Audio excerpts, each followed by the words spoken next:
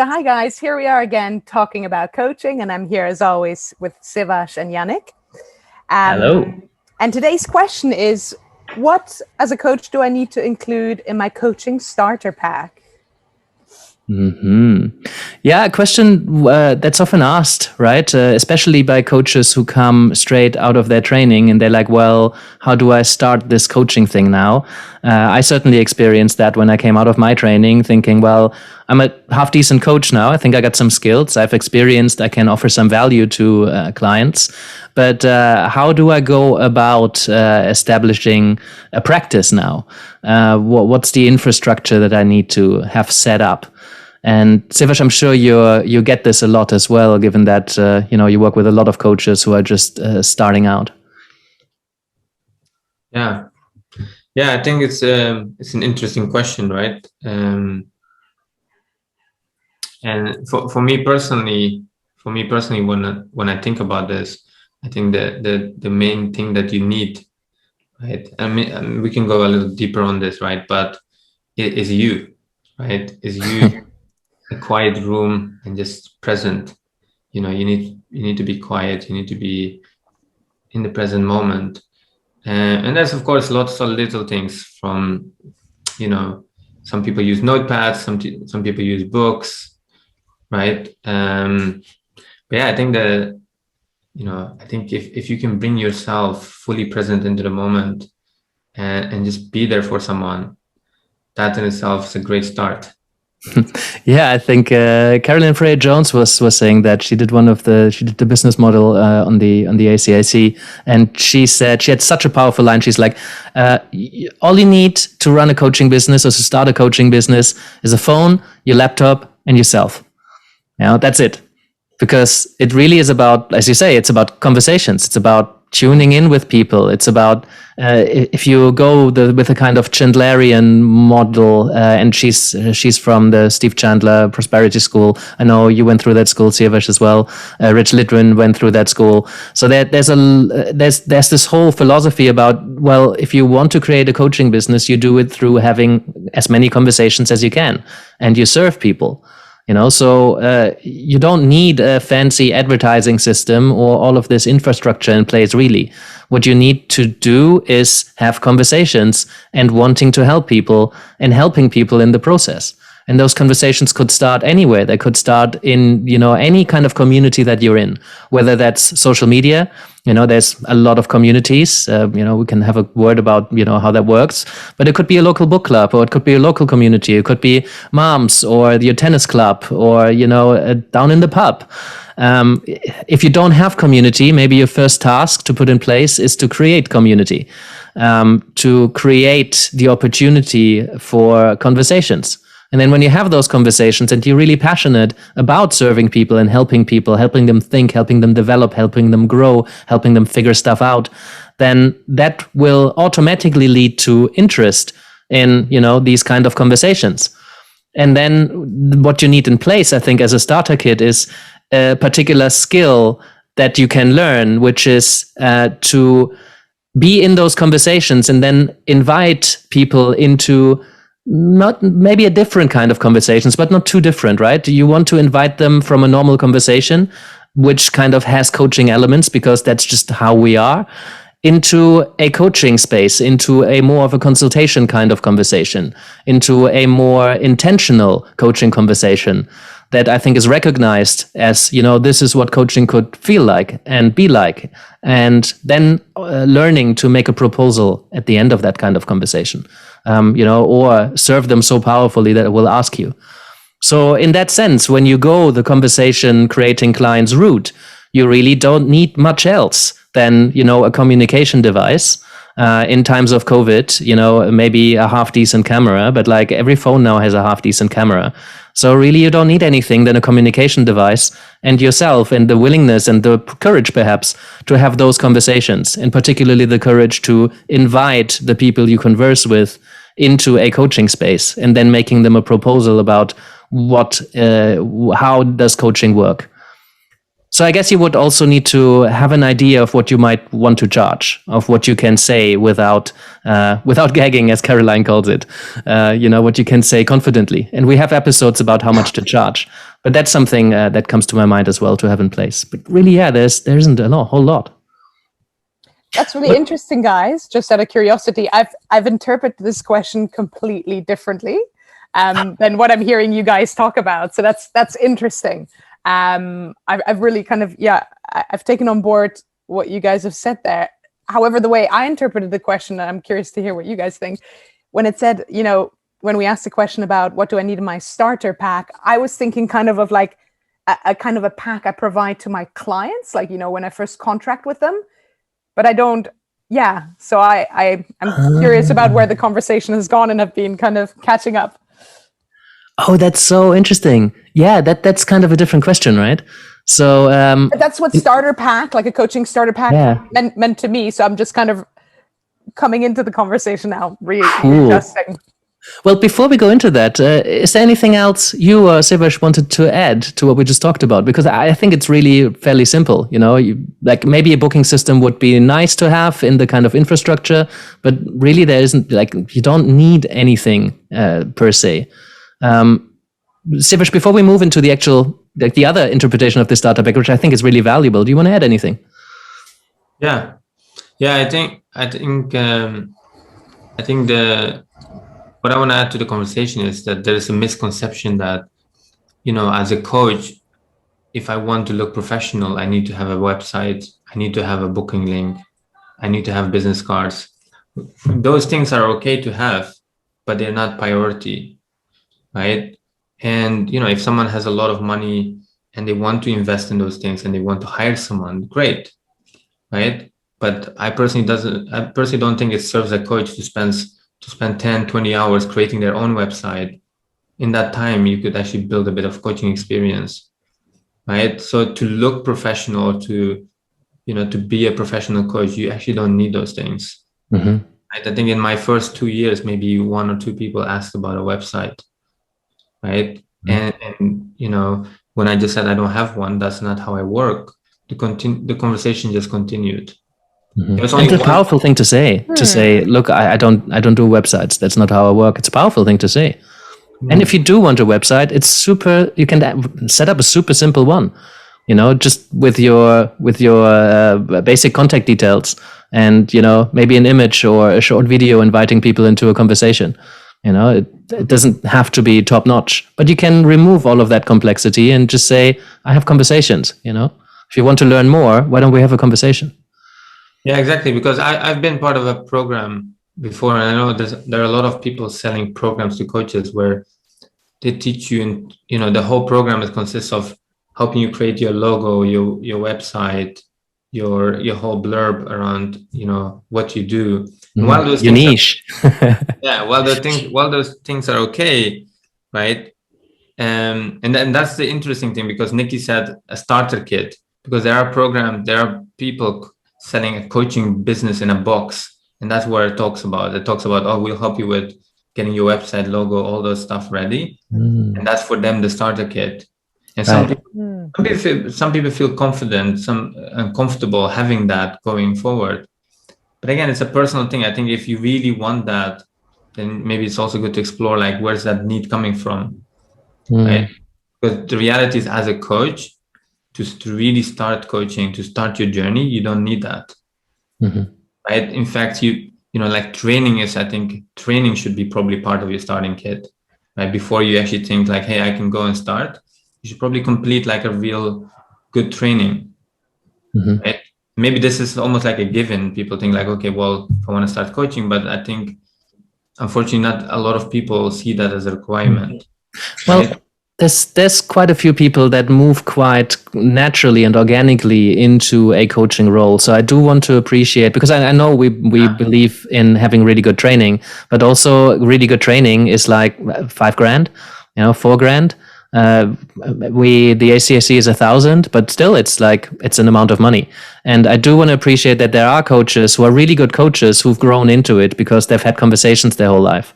And you can easily read a couple of books and do the practice and reflect on it and get a supervisor, maybe a supervisor with a bit of more of a mentoring element to their work. And then you can become an excellent coach without having done the formal training for thousands of pounds. So I do believe that there's people out there who deliver amazing service without having spent big bucks on a formal training. But a formal training will make every coach better. But I do want to appreciate the range of what coaching can be. Yeah. I think this conversation has been a really, for me personally, a powerful reminder, because as someone who has a background in photography and has dealt with websites and designing websites and all of that, I find myself again and again drifting off into that space of but the website and the photos and the images and the text. And it is such a procrastination thing. I've read The Prosperous Coach and just hearing you guys say it again, it's it needs that constant reminder of it's really so simple. Coaching is all about having conversations. And nowadays, if you can't do that in person, it just requires a laptop or a mobile device with kind of network for connectivity. But I think, that really is the core and the focus. And that is the essential part of the starter pack in that sense. Yeah, but then let's talk a moment for what might need to be in a starter pack that when a new client starts, So what were you thinking, Nikki? In terms is this when a new client starts contacting us and they sign up for coaching? What you provide them with, or where are we going? Almost basically, yeah. That's somehow how I interpreted it. It's kind of a pack you send to your new clients. In my head, I'm like, maybe it varies depending on, if you have different programs themed on different things, if it relates to those. Does it include some reading material or some other content you've written or whatever? Yeah. It's that's how I interpreted it. Right. I'd be super interested in what people out there actually provide, because I'm sure there's amazing starter packs out there that just really get you focused in on your journey. The only thing I'm really using is a pre-questionnaire. I'm offering people that book in a consultation some questions, and they're really on offering. So I'd say about maybe half, maybe less, maybe 30-40% of clients fill out the pre-questionnaire. And I don't mind. They're offerings, they're more for my client to tune into their journey rather than for me to get information. I know there's coaches out there who use their pre-questionnaire as a kind of a filtering system to check how committed a client is, and that's fair play. I like to meet clients with a blank slate. So when they then sign up to become clients, we're already in a relationship. We've already started some work, because the consultations are quite long. So, we've already started the journey. And then what I sent out before each session is just very basic. What worked, what did you struggle with, and what were challenges, and what would you like to talk about when you come in for the next session? Just to kind of offer them tuning in to what's to come. That's really all there is. I sent out a contract. So I think we're going to do another conversation about what needs to be in the contract. But I started working with a written contract about, 6 years into my coaching practice, 5 years. I didn't have a written contract beforehand. What I noticed is when I did start using one, it felt like clients take the work a bit more seriously because they sign something, and because it comes across more professional. I'm careful with that, but it is a professional thing when you have a written contract and there's a logo and it looks nice and the terms are set out. There's a questionnaire in there that I just derived from various well-being questionnaires and things that I know contribute to health and well-being, psychological well-being and happiness.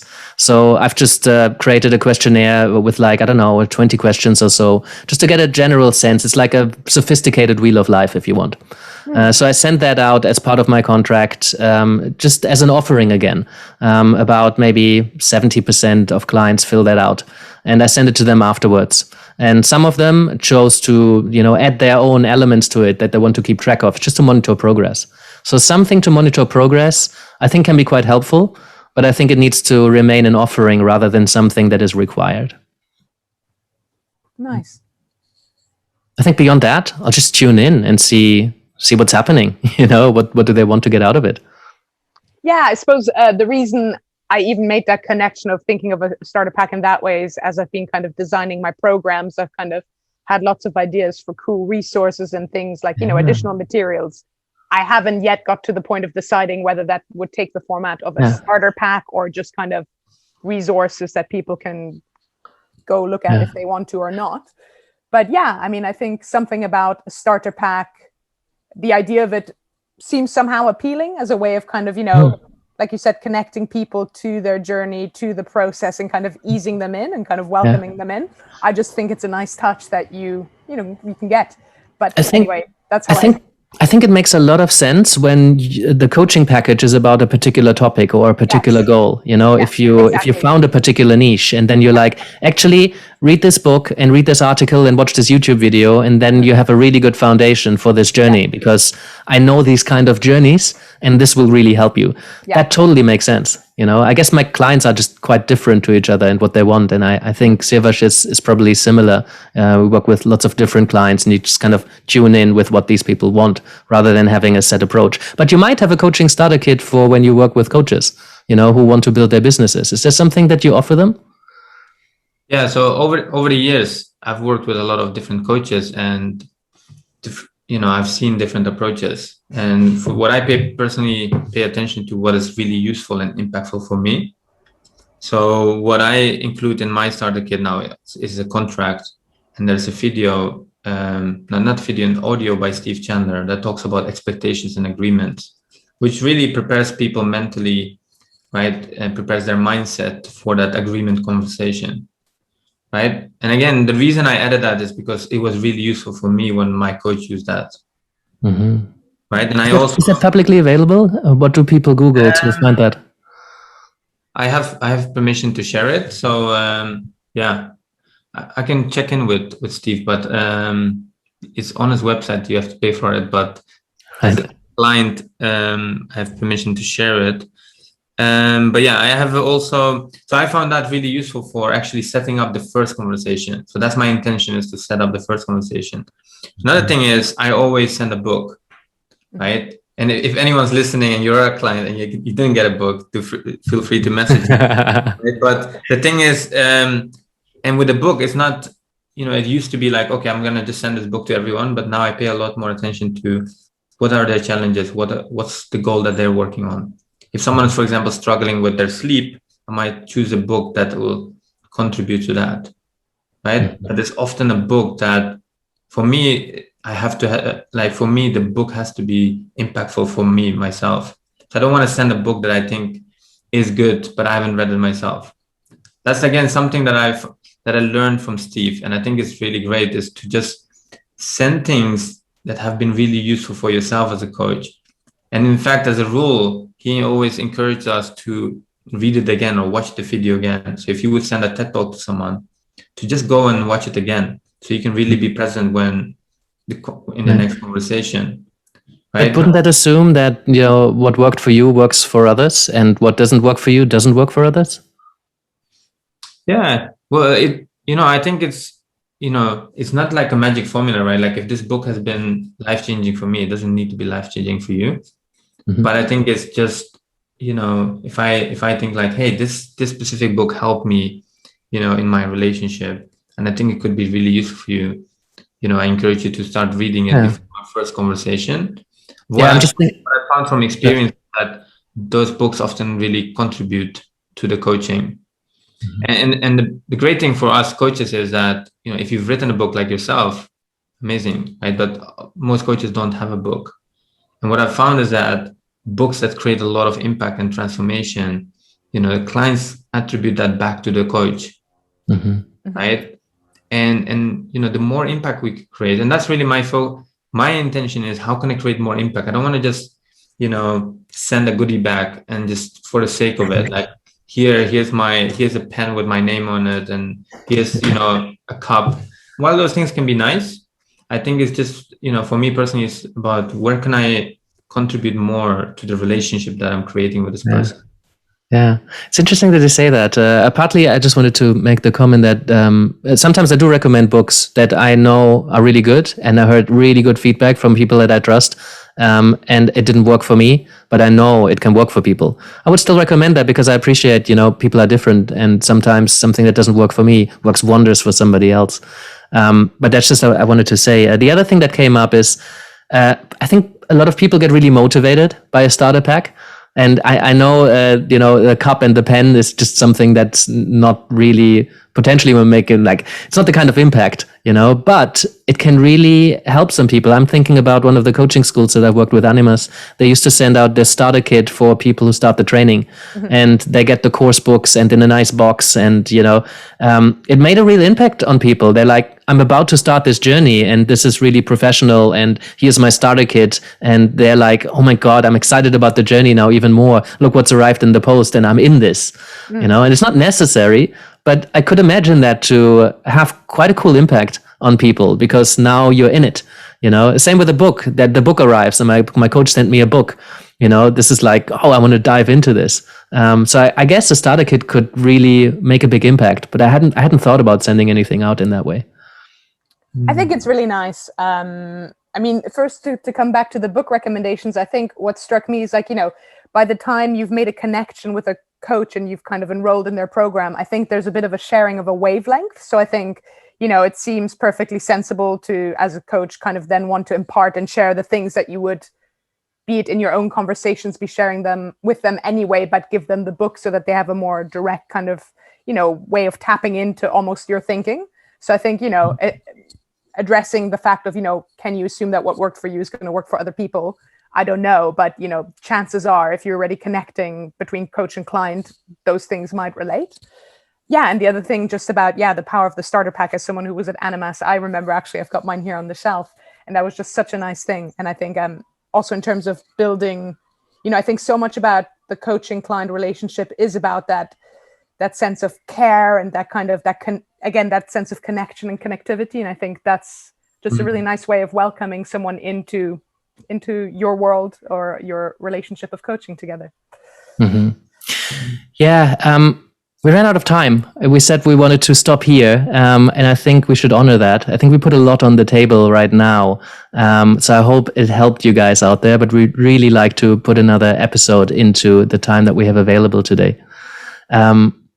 Nikki, anything, you brought this question in, anything else you want to say to as concluding remarks?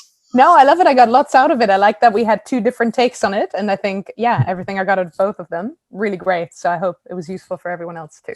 Yeah. My encouragement as usual is be like scientists, experiment, try different things. Some things might work, some things might not work. The more you try, the more you will experience. Mm-hmm. Thank you, guys.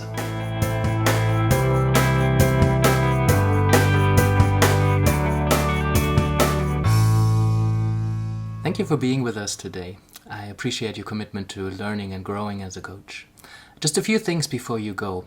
First of all, we're doing this for you. So if there's anything you'd like us to talk about, do send us a question. Secondly, we're not doing this for profit, so we rely on your support to help us reach as many coaches as we can.